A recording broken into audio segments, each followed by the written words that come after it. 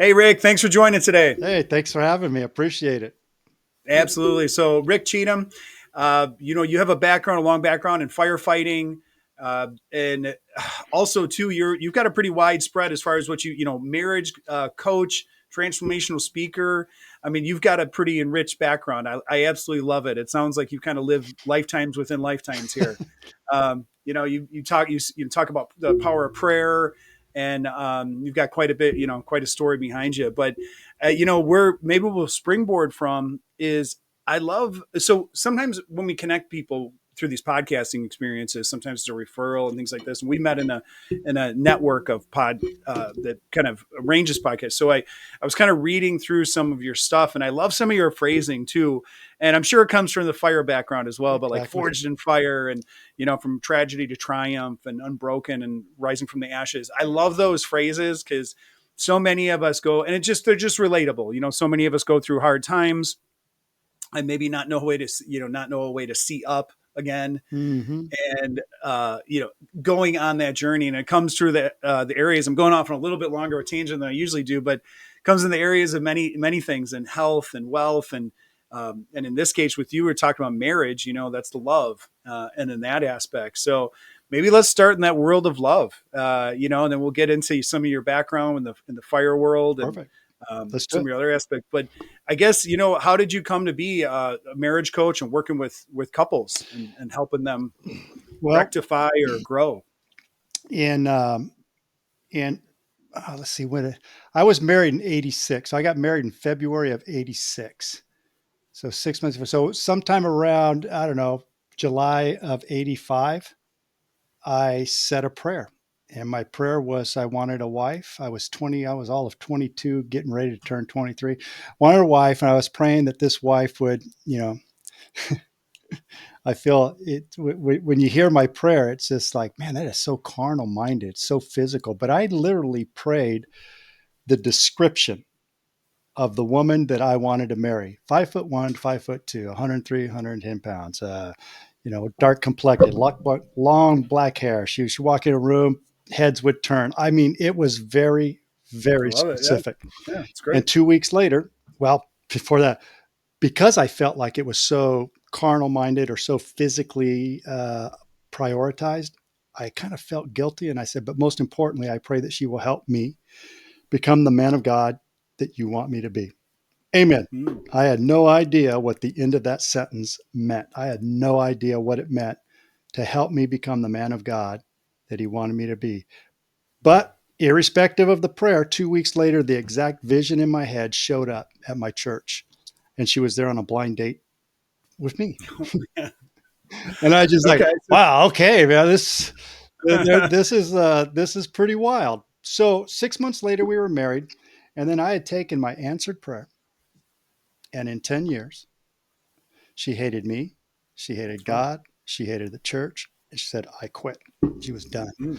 Two small Okay. boys, and she was out the door. She had had enough, and what she had had enough is because I'd spent that 10 years um, in a serious porn addiction. I was Interesting. just Okay. the sexual addiction was just got the best of me, and Mm. it nearly destroyed our marriage. And we were fortunate to be able to find some people that could help me navigate it. My church that I went to, back then, religion looked at sexual addiction Yeah. more like promiscuity than it did some sort of internal anesthetizing of pain and trauma. Right. And at that time, I didn't even know. I mean, it was just so I knew what I wanted, but I felt like the Apostle Paul. The things I want to do, I don't do, and the things that I do want to do or don't want to do is what I do, and vice versa. And it just really threw me for a loop. So because we went through that, and because we found the mentorship we needed, we were able to transition through that. And my wife forgave me. My wife started working with me, and in fact, it wasn't long after that she got pregnant, and after we got our marriage together, she got pregnant, and we had a little girl, and we named Mm. her Victoria because she was a sign of victory in our marriage and overcoming she would have never been born. If my wife would have said, I hate you, God, and the church, I quit, and walked out on me right there, this little precious gift I have in the name of Victoria would have never been born. And now Victoria's 24 years old. So when I look at her, I always remember. So from there, we started to transition into helping families who were dealing with primarily uh, pornography issues in their Mm. marriage and trying to do whatever we could to save. Now, that was when I was fairly very new in trying to figure out it all myself, and I just knew that if I can get a group of guys together and we could just start talking about our Yeah. issues, where we could be vulnerable, we can be authentic, Yeah. Yeah. and because we're all vulnerable and authentic, we can create an environment of intimacy where men can come together and literally share their testimonies, their stories, their struggles, where they're seen and where they're safe and where Yeah. they can find security. So Okay. we kind of molded that around, and then as things were working, I think I was like 5 months into it or 5 years into it. The church I was attending were sending people my way, my wife's, my and my wife's way for marriage counseling with struggling with addictions, primarily with the pornography. But 5 years into doing that, uh, we got that dreaded knock that every parent fears, um, that our son Michael had been murdered, and Oh my so God. Oh that my caused God. me to completely put all that marriage counseling, coaching aside, and I just went through my own valley and torment of being, you know, dealing with the grief of losing a son. And Wow. that was in 2013. So that was 7 days before Christmas in 2013, and that took my wife and I on a totally different journey in life, navigating grief. And Yeah.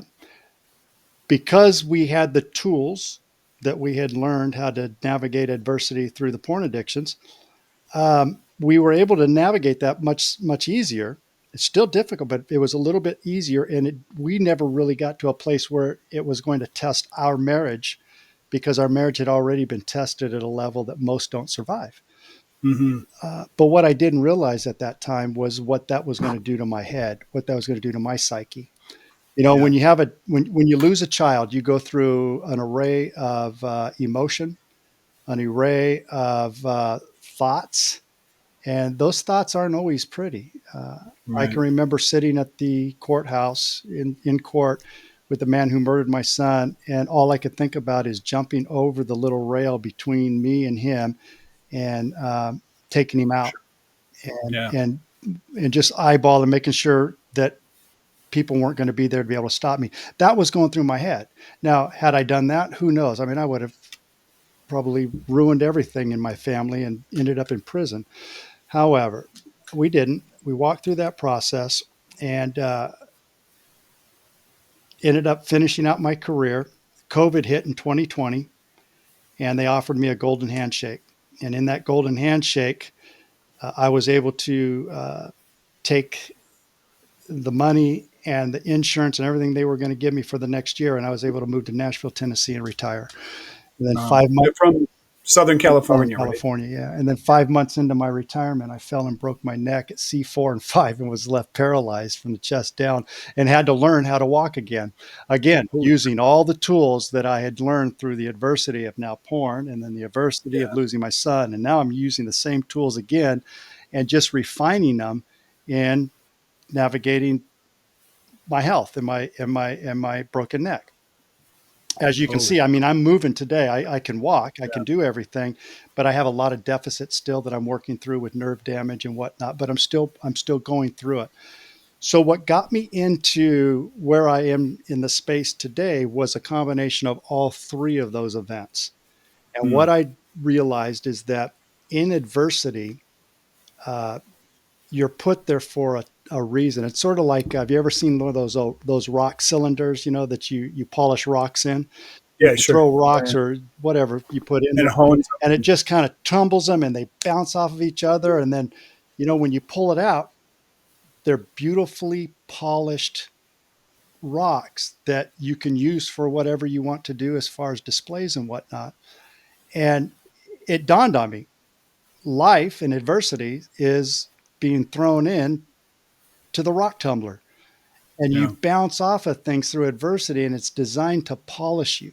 But our minds want to reflect on the tragedy of being in that environment and wants to Mhm. find a way out as quick as possible. So Sure. it's hard to find your way out when you're constantly looking for the reasons why you're in them. If you don't know why you're there, how are you going to find your way out? So we just start molding over all these different thought processes and emotional baggage that keeps us stuck as victims of our circumstance.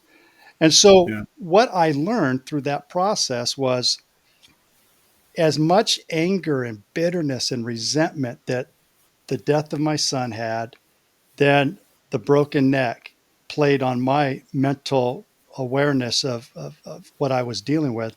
Was I became victimized, I became angry, I became justifiably resentful. I Hmm. resented life. And why not? I mean, who loses their son and then 7 years later breaks their neck? And in Right. my mind, I was just at a place where I was ready to just forget life. Life sucks. Yeah. And I ended up finding a mentor that kind of helped me walk through that process, because at the point I broke my neck, I didn't think there was any coming back from that. I thought, you know what? I've just been through too much. I must be Yeah. being punished. There must be something in my life that I've done. It must be my porn addiction back then and all the things that I had caused my wife. And as I came up with all kind of reasons why I was going through the crucible of life, but not once really asking the question, what purpose is this crucible playing in my life rather than on my life? And I realized that one of the things that was really holding me back was my emotional baggage to the resentment and the pain and the anger and the bitterness that I was holding on. And so it became a lesson in learning how to overcome that. And the only way I could overcome that is I had to become what my wife became for me 30 years ago when she said, I hate you, I hate God, I hate the church, I quit, to I'll give you a second chance and we'll try to make this work. And I forgive you unconditionally. And when she forgave me unconditionally, I just kind of pushed that away. I didn't even think much of it, because now we're way off into the future and I'm having to deal with having to forgive the unforgivable, just like my wife had to forgive me, who was unforgivable. And when I finally was able to get to that place where I could forgive the man that murdered my son, everything changed. The resentment left, the bitterness left, the hostility left, the anger left. And it started me on another third run at finding out who Rick Cheatham really is. What are you made of? What's your purpose? Why are you here? And from that launched where I am today, with being able to help men overcome addiction, marriage issues, grief, trauma, and tragedy. Uh, I don't know why I was the one to have to go through this. However, I know that I could have easily been victimized by it and augured into the mentality of life is happening to me and it's unfair and give Hmm. up, or I could rise up out of the ashes from triumph, from tragedy to triumph, and become the man of God I was meant to be, just like the answer to that prayer 40 years ago. Holy cow. Oh my God, man. Thank you for sharing that. You That was incredible. And there were so many things in there too. It was just when there was a couple points you were talking about, and it was like I almost feel the addiction to the pain or addiction to the angers and the connection points of that identification of holding on to that anger. And it was just really astounding, or I don't know, astounding is not the right word, but when you were talking about your wife forgiving you, but you didn't forgive yourself, mm-hmm, and holding on to that and it professing itself or expressing itself, over a decade later, um, in absolutely. those regards. And I think there's so many times too, not to take it away from you. I was just saying from a broader identification for people. I think there's so many times in our lives we don't realize how much we harbor and how much resentment or ill will we harbor on ourselves for actions that we did for so long ago. We can't let those go, like old failures, things like that. Yeah. And and you'll hear things too from people through the healing process. It'll be like, look in the mirror and tell you you love yourself or something like that. And I remember there was, and I'm not going to get lost in a story about myself here, but I remember there was a point. It was, I remember because it was, a failure in a business and things like that. And it was like, somebody said that. And I was like, I was looking at that in the mirror and I was like, I couldn't even do that. Couldn't even tell myself I love me. And the realization of how much resentment I have Yeah. for me, even though in the world, I'm sitting here trying to dedicate everything I can. You were dedicating everything you could to other people's healing process. I can't even imagine all those years that you were doing that with the church or with the groups of, how many people you helped with addiction, of all forms of addiction and the relationships and everything else. You were helping so many people, but you harbored some of that stuff. So, I mean, Yeah. what an incredible life lesson. When you look at uh, forgiving yourself, that's probably the hardest thing any of us have to struggle with. Is we know what our thoughts are. We know what we think. We know what we've done, and it's hard to overcome that when it's such an egregious assault on those you love. It's hard to Yeah. get past that, and you know, Jesus hung on a cross after being completely destroyed, dismantled, and disdained by his own people. And he said, "Father, forgive them, for they know not what they do." But before he said that, he said, my God, why have you forsaken me?" So even though he was Mm, called to do what he did, he still felt forsaken by God. And that's how I felt. I felt forsaken by mm, God. And yet now it's my turn to love other people. How do you love others as you love yourself when you can't even forgive yourself for what you've done? And mm, so it's hard to cross that chasm and enter into a very loving relationship with yourself. And the only way you can do that is you have to forgive yourself and realize that the whole purpose of Christ on a cross was for grace. And the most important person we have to have grace for is ourselves. And I think that's the whole purpose, is if we don't find that grace for ourselves and use it, as we are just learning. My life has just been a learning cycle through the adversities and challenges as I got thrown into that rock mixer, that polisher, and it's just been refining me and refining me and refining me. And everyone goes through that. Your audience, everybody in your audience, I can guarantee you right now, they are sitting back and they're thinking, "Man, my life has been through the mill. My life has been through that rock polisher as well. My life has been a one instant after another of failure after failure, and I don't know how to respond to that. I don't know how to act out. I just keep thinking of myself in the past as this person that I was, never really letting go of that and becoming the man that you're supposed to be, the man of faith, which looks forward instead of backwards." beautiful. I do like that with the looking forward. I like that a lot. Yeah, it's I mean, I can't tell you. I'm sitting here with that identification too, and the repetition. Or there's a saying too that life doesn't always repeat itself, but it sure does rhyme. Where things will show up very similarly, in those Yeah. categories of love and health and money and all these things. And you're like, God, I just, like 15 years ago, I could have I felt like I got rid of this, but it's like, here it is again. And it's a similar feeling, but it's a slightly different scenario. And I'm like, and it's, you get stuck in the rigidity or the stickiness of that. Yeah. Yeah. Yeah. It's easy. It's easy for us to get caught up in our memories. See, Yeah. our brain makes meaning of whatever we experience. So whatever the experience is, our brain will then interpret that experience and make a meaning from it. Mm-hmm. And from that meaning, we create an emotion. And then that emotion then causes us to reflect either positively or negatively on that experience. And if we reflect on it negatively, in other words, we look at what it's doing to us, or we're looking at why we're victimized by it, or whatever, we're looking at it from that lens, we're going to always look at it through the lens of fear because we don't want to repeat it again. But that Yeah. what you focus on is what you get. So Mhm. as a man thinks, so is he. So if you're going to focus on the accusations of the past that got you here to the present, then you will create in your near future more of the same.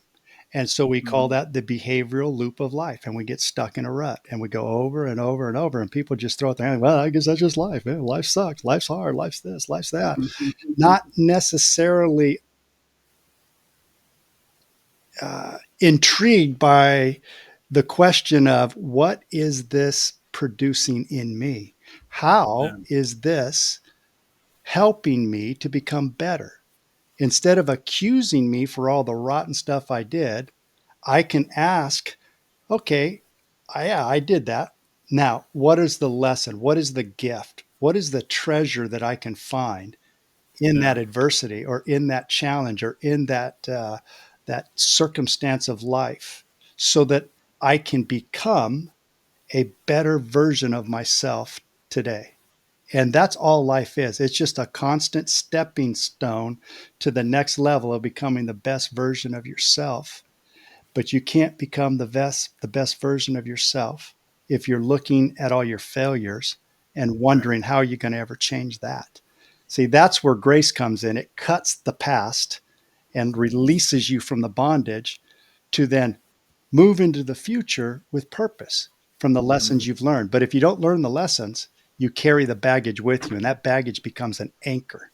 And too many times we have anchored ourselves to the identity that the enemy accuses us of. We're worthless. We're hopeless. We don't have a chance. We're being judged. We're being punished. You're not good enough. You're never going to be liked. You're always going to be this way. You're never going to be that way. And so the mind just keeps ruminating on all the negative emotions of experiences that we've had in our past and keeps us stuck. It's like the Yeah. hamster on the wheel, man. We just go round and round and round, thinking we're going somewhere, but in Right. reality, we jump off and we go, wow, this looks familiar. I've been here So before. you used the word that ruminating too, because it's interesting because it was also the idea of the recognition. There's a power in the recognition, but there is the ruminating aspect of it where you're in that washing machine of recognition, ruminating, recognition. So I mean, I think there's a power in the ruminate or in the recognition too, because it could be a maybe let's call it like maybe a catalyst Mm-hmm. um, and forward to be kind of that pinnacle point of the change or the I'll use the word recognition again. Um, and having and I'm glad you used the word grace because I think there really is having grace, giving ourselves grace because nobody's going to be rougher on us than us. That's exactly And right. especially too, you touched on one thing too, especially like I just think about just being a father and a husband and things like that. There's one thing betraying, like the idea of betraying myself, but letting my family down far outweighs that the failure of the weight of that is an immense Yeah. um, absolutely immense weight. Yep.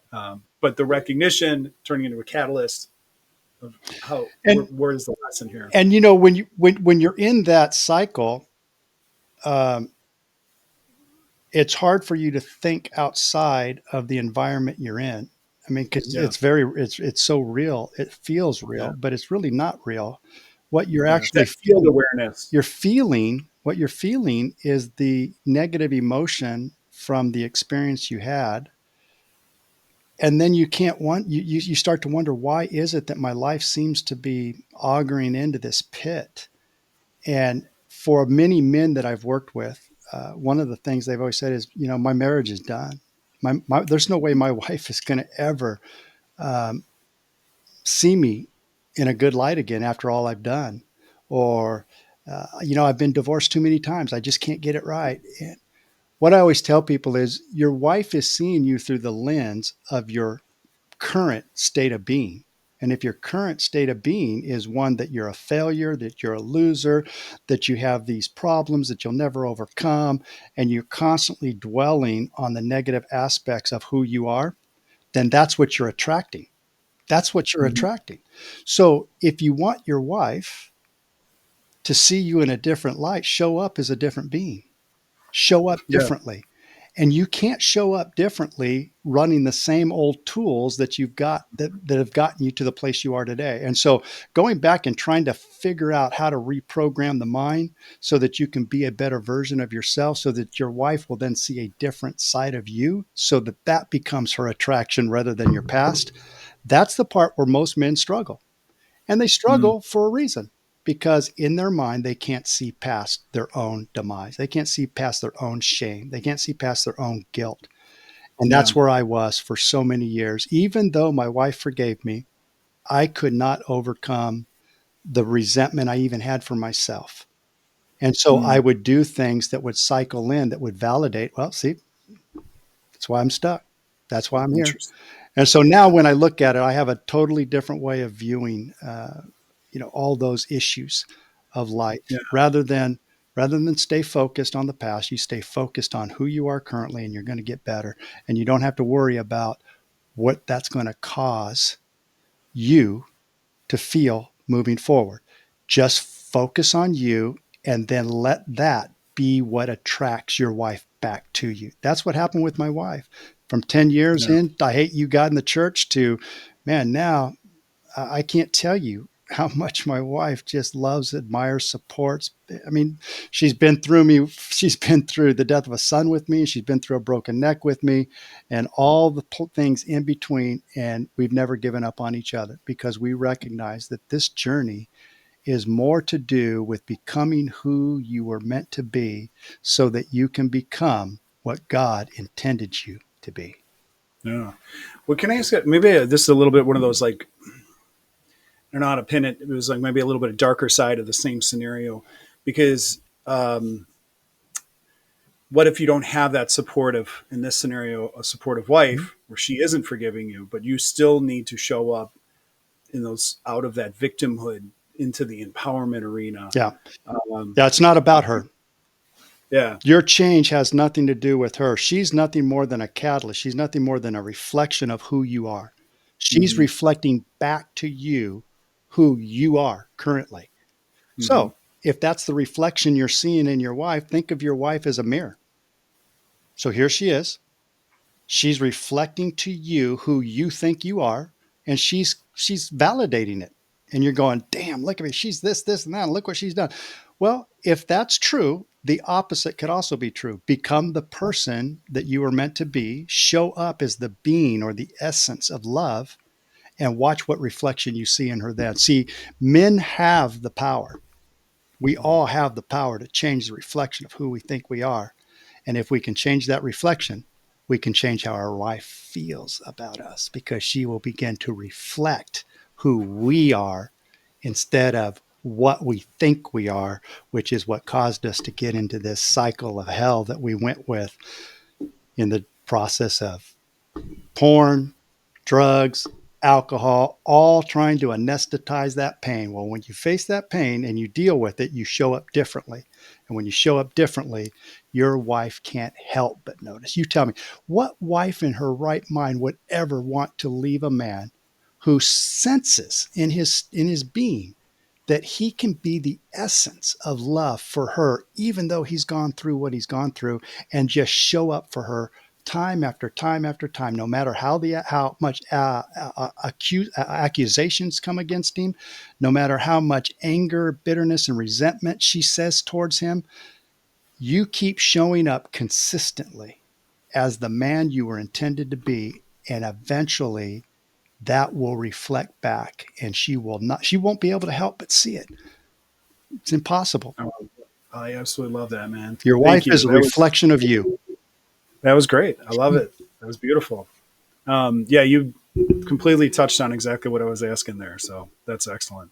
So I want to make sure too is I want to touch on the couple other big subjects and too, and that for your life too. But I'd like to touch on the paralyzed aspect of it too, and kind of the I guess the overcoming or the I guess the rebuilding process, because when it's physical, it becomes emotional and mental. And I know that you touched on it already. We are talking a lot about these deep psychological Mhm. emotional traumas. But when somebody hits a roadblock, I mean, a lot of people there's I actually had like a heart procedure done, like an ablation and stuff like that, and it wasn't nearly the thing that you were doing. But I even that it was like I feel like it failed my body. You know, it's interesting. It's like your body. It's not the other person, but it was like, what is this body that we work in, this vessel, you know? So I guess, you know, if you could share a little bit about that journey as far as with that and the overcoming and learning to walk and stuff.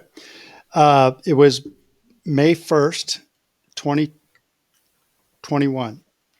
About 1 o'clock in the morning, I came back from the restroom and had a syncopal episode. A syncopal episode means I just passed out. We don't know why. My blood pressure was low, my blood sugars, we don't know, but they think that my blood pressure just dropped.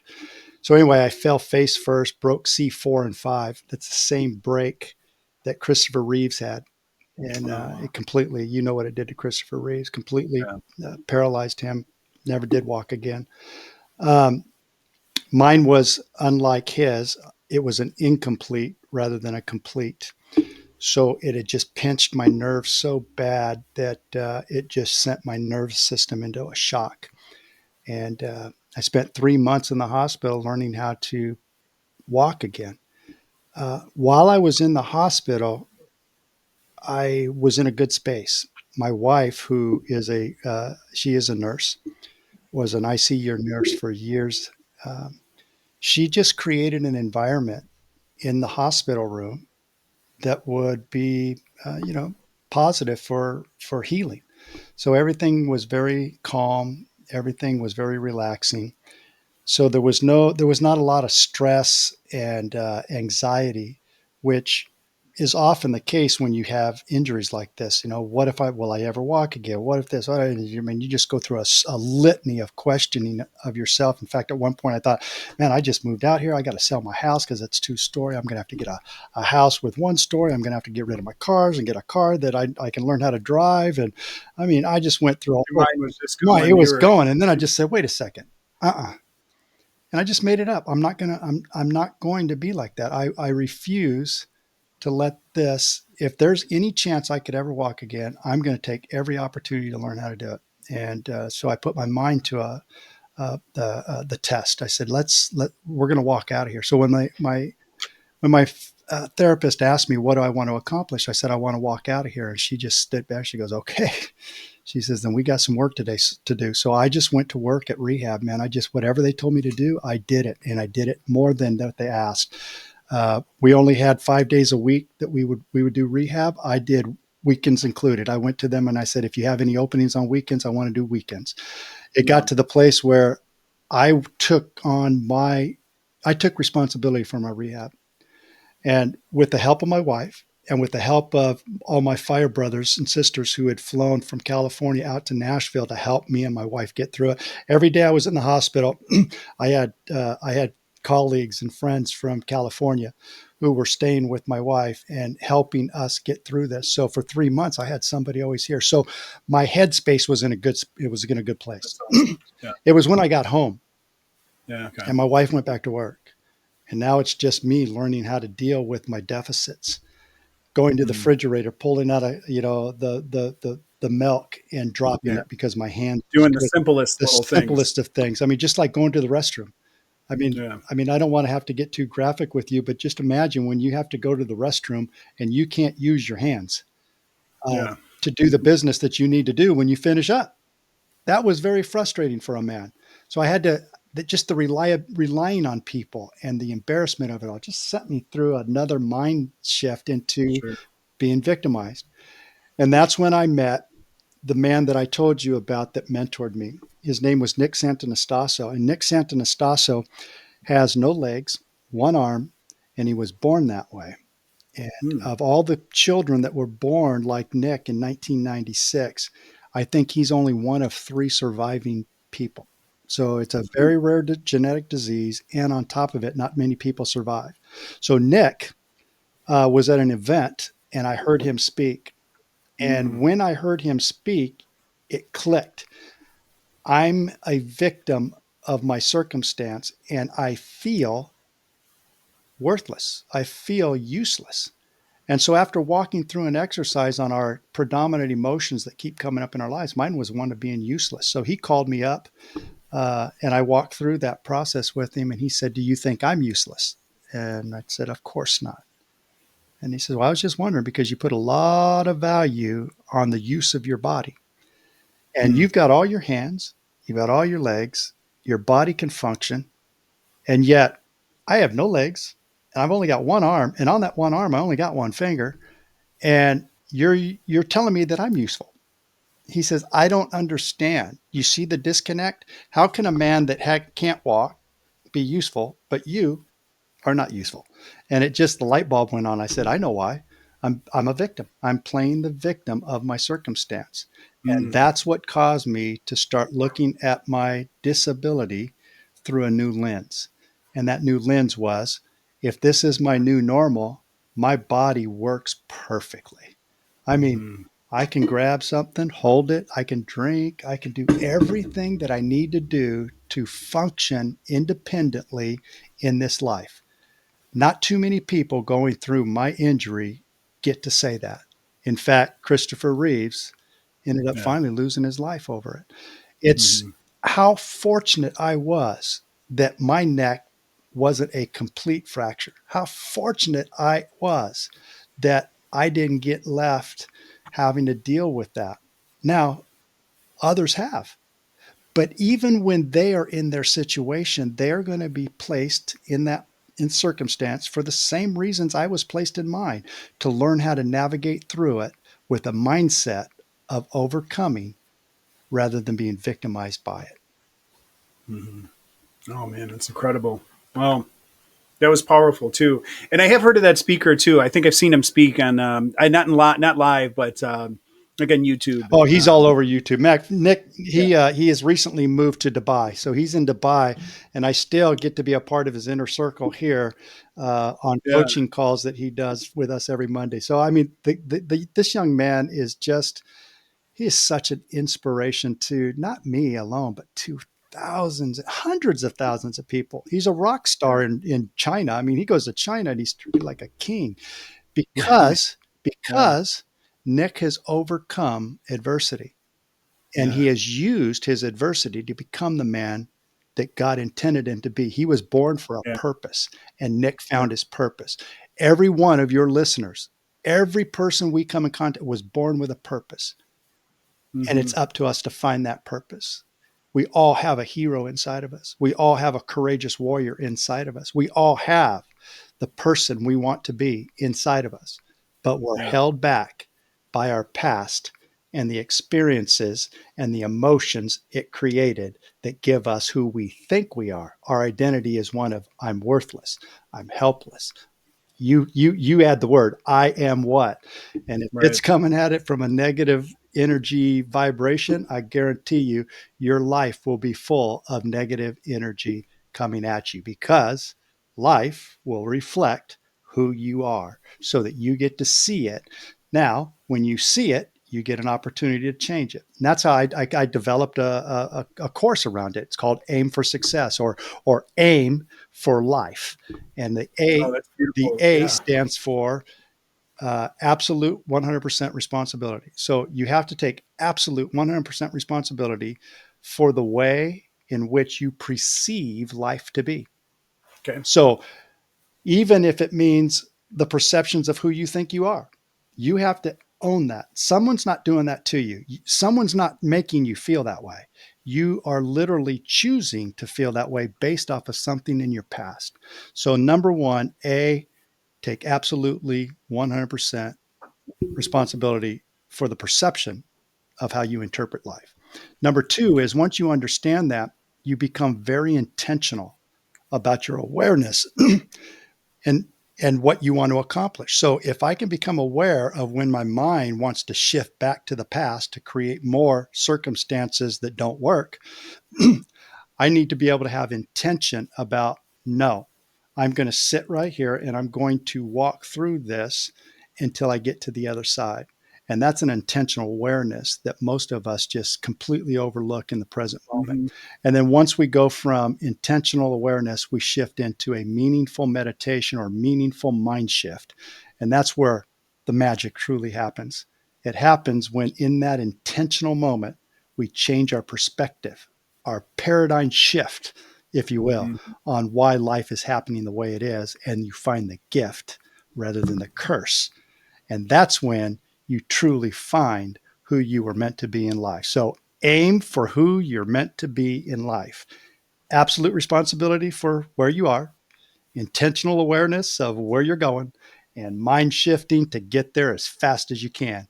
And I can literally take men out of their focus for years and years and years. And through the AIM model, I can have them thinking totally different about who they are, what they are, and where they're heading in, in days, if not minutes, once they start to understand that concept. Oh man, that is outstanding. I genuinely love that aim, that method. That's really cool because I mean, you touch on so many things. And not to overlook the first one. I mean, taking ownership in that. But I love that you worked intention in there. Mm-hmm. I actually let's linger there for a Sure. second Yeah. because I think intention is incredibly powerful. And you use the word perspective because there's perception and there's perspective, and there's the ability to gain perspective and awareness, and then there's people that get stuck in their perceptions of what the world Mm-hmm. is, and Yes. their Absolutely. myopic views of Absolutely. these things. But to Yep. be able to gain perspective is an incredible thing to have that awareness, that situational awareness or field awareness. And I guess in the intention window, um, I'm going to say setting intentions, but it doesn't quite feel right. But I guess building the intentions. Maybe my words aren't pulling together exactly, but with that intention of being deliberate with those intentions and creating those intentions. I guess here let's just start very simple. I guess some of that stuff. Talk a little bit more about that. Is it kind of the essence of I Yep. want something and we're building into it? Is it in a vision? Is it? I'm trying to Yeah. ask like very Yeah. basic, so you can kind of leapfrog from there. But Let me see. Let me see if I can put this in a very clear perspective. The only thing that we have control over in life, the only thing, is the present moment. Mhm. The past does not exist.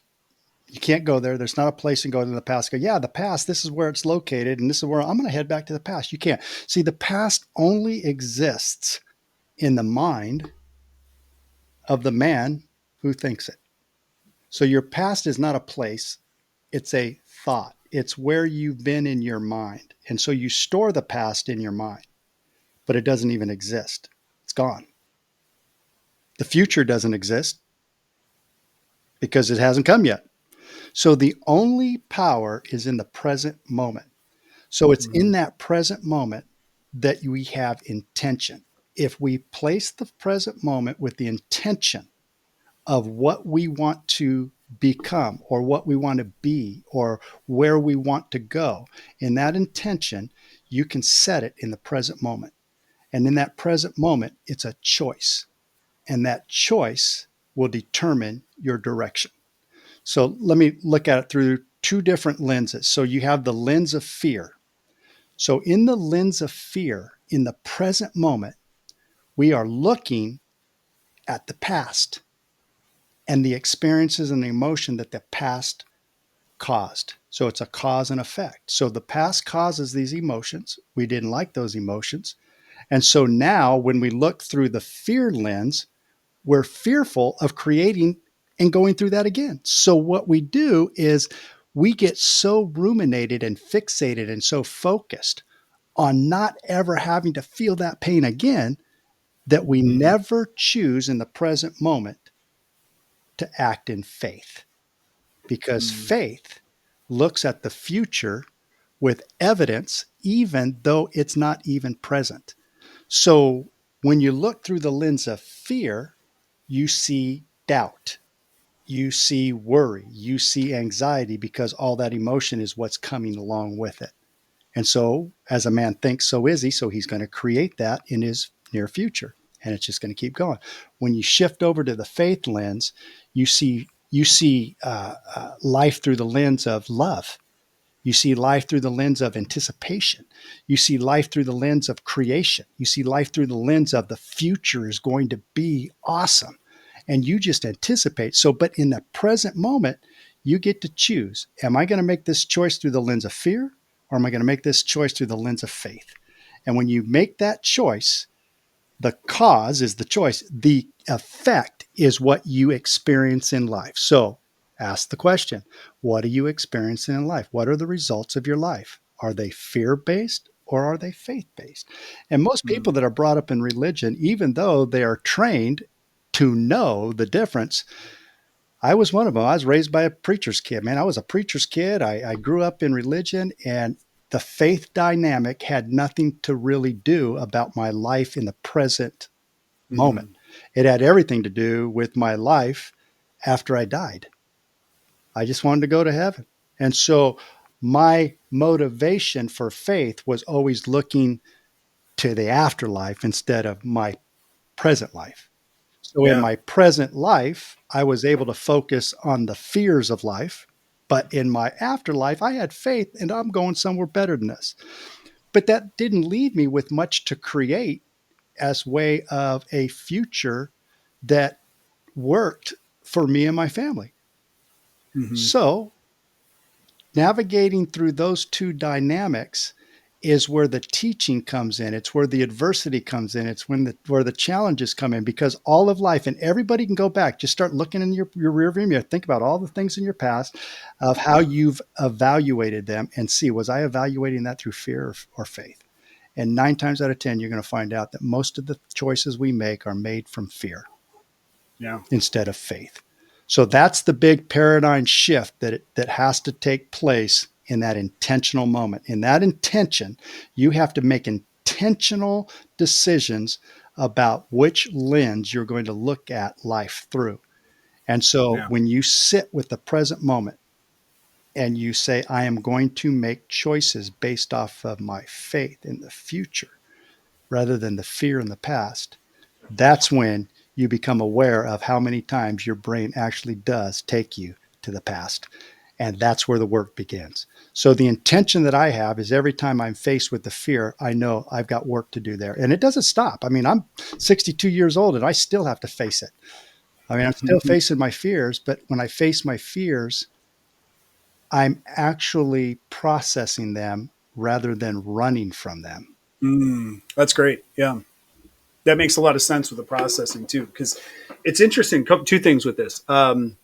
I absolutely love the way you articulated. That was phenomenal. The way that Thank you you. broke that down, because it's a very digestible way to understand that path. And when you were talking about in faith, there's that mindset where if I'm looking at something in the faith or in prosperity, that there's the recognition that I know that this intentional prosperity situation, or call it goal set, or whatever have you, that I placed in there, as those things start coming, I receive them with much more ease. I'm not creating resistance, because if I'm in fear, I'm creating those resistance points as things are coming, as I'm getting closer to the perceived intentions or coming Mm. to fruition.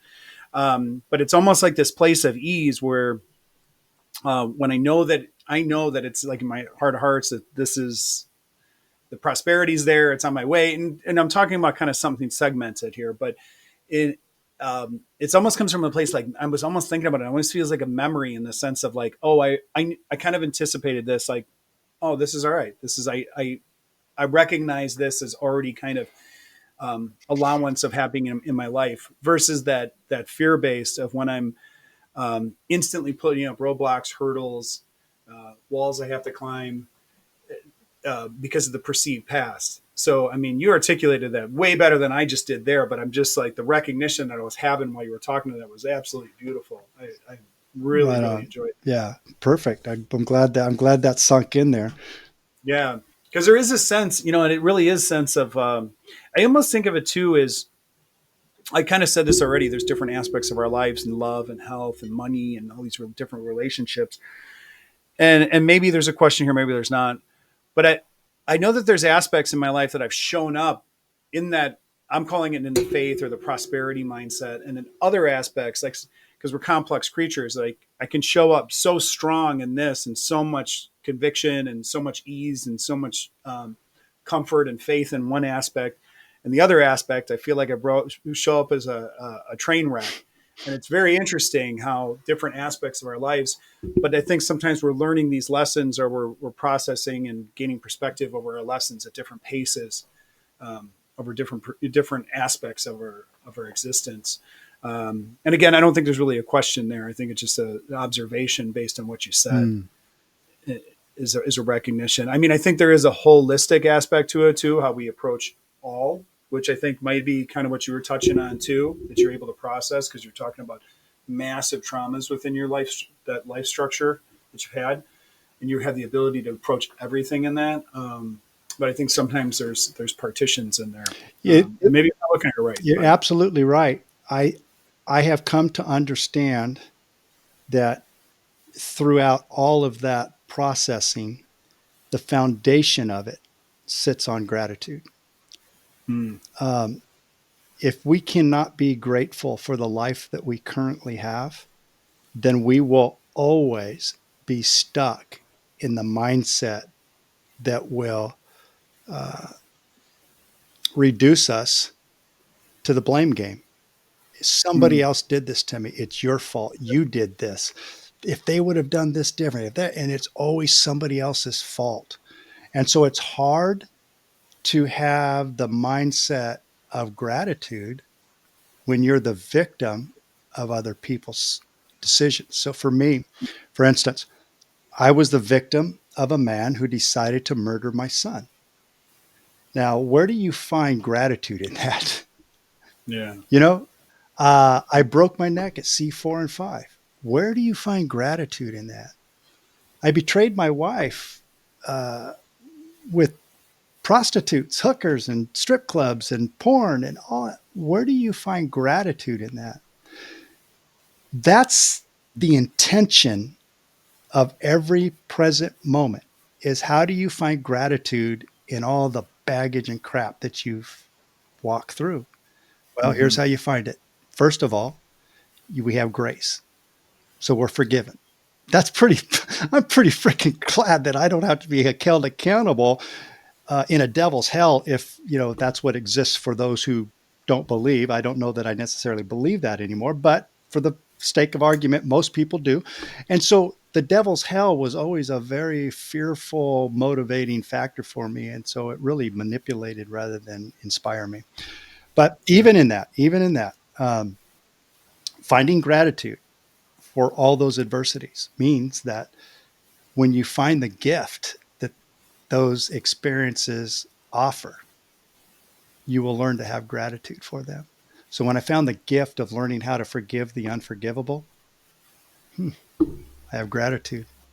I've even gone even further with my son's death. And I've even, because of where I am today and what I get to do with other men who struggle in their own adversities, uh, I have learned to find the gift that my son gave me.